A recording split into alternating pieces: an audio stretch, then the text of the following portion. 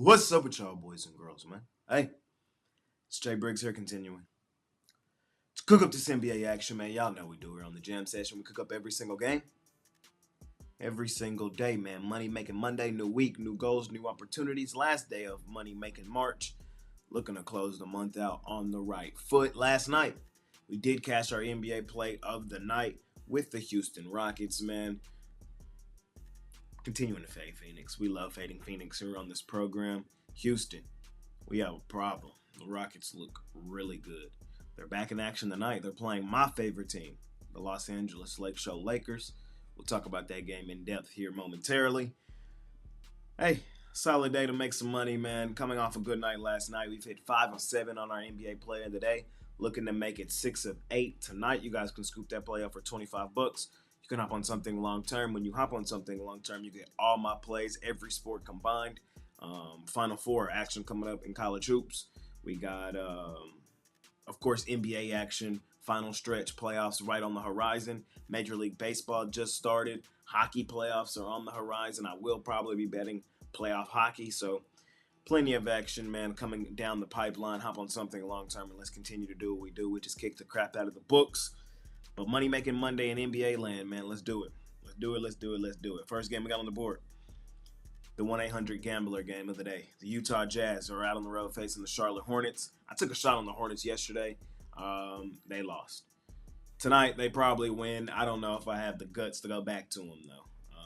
Utah, y'all know my thoughts on them. They're still in outright tank mode. Cooper flag sweepstakes. I mean, both teams really are, but I'm thinking Cooper's going to Utah if he comes out of Duke anyway. He is getting paid at Duke, so he may not want to go to Utah. He may pull the I'm going to stay card. We shall see. Regardless, though, this is a game I'm not in love with by any stretch of the imagination. 9 times out of 10, will not bet it. Forced to bet it, though, I would go back to Charlotte, even though they let me down disappointingly last night. We keep rolling. We got the Indiana Pacers laying 5.5 points on the Sacramento Kings.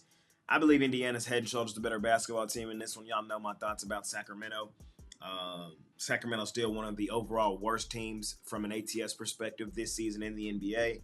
We've already seen these two teams match up once this season. Indiana blitzed them 122-95. Granted, that game was back in December on the 22nd in Sacktown. I think Indiana does the same thing here in this one. Sacktown, they've lost 4 of their last 5, including getting aired out in their last one on the road in Orlando. I think in the bounce-back game at home tonight for Indiana, they handle business. I'm on the Pacers. I'm going to lay the points.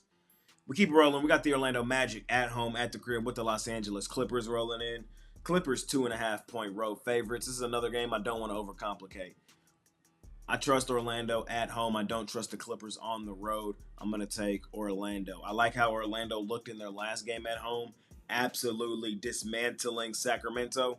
I don't think they dismantled the Clippers in that same manner, but I also didn't like how the Clippers looked in that last game against the Cavs yesterday. They did catch that backdoor cover somehow, some way, but I'm going to fade them on the second leg of a back-to-back with travel heading to Orlando, where Orlando plays its best defense. Clippers, not necessarily the best road team. Orlando, a defensive style team. I think they push up on LA.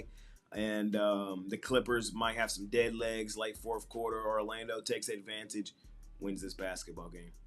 That's how I got this one playing out. So, 4th straight road game for the Clippers. Think this team ready to get back home. Orlando playing some better basketball. Winners of 4 of their last 5. I think they make it 5 of their last 6. I'm going to take the Magic. I'm going to lay the points. Got the Miami Heat out on the road facing the Washington Wizards. Wizards, 8.5-point home dogs. Wizards, they're done. They're cooked. Stick a fork in them. Miami, they're finally playing some good basketball. Post-Jimmy trade, this team was terrible. They couldn't find any rhythm. Jimmy came to town with the Warriors. They beat the Warriors in that game, and since then, they found new life.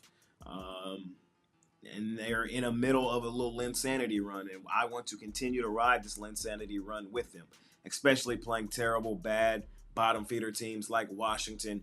I think Miami wins this game by double digits like they have in their last couple games. Give me the Heat. Let's lay the points. Let's not overcomplicate it. We keep rolling. We got the Boston Celtics laying 5.5 points on the Memphis Grizzlies. Total 236.5. I'm taking a shot in this one. Let's take a step back. 3. on the Memphis Grizzlies at home at the crib. I know this team's been really disappointing, extremely disappointing.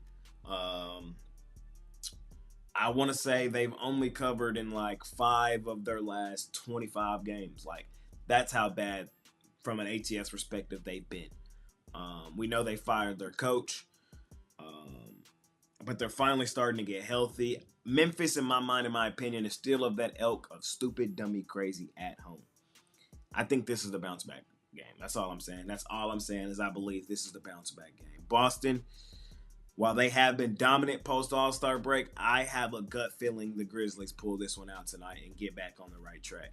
And that's just how I feel. So if you want to take that shot with me, take it. Let's take a deep step back 3 on Memphis. I know they've been free falling. I know Boston's turned it up. Boston still, in my opinion, is the best team in the NBA. I think this is the bounce back game for Memphis, though. I believe this is the bounce back game. I want the point in my back pocket, and I want a shot on the outright money line. We keep it rolling.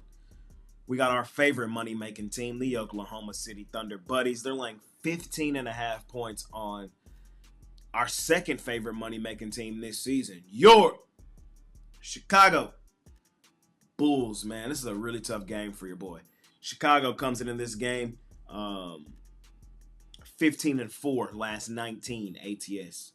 15-4 last 19 ATS. I don't remember what Oklahoma City's number is off the top of my head, but Oklahoma City is pushing for one of the best ATS teams in a season of all time. They're starting to enter that rare airspace. That's how dominant Oklahoma City has been from an ATS perspective this season.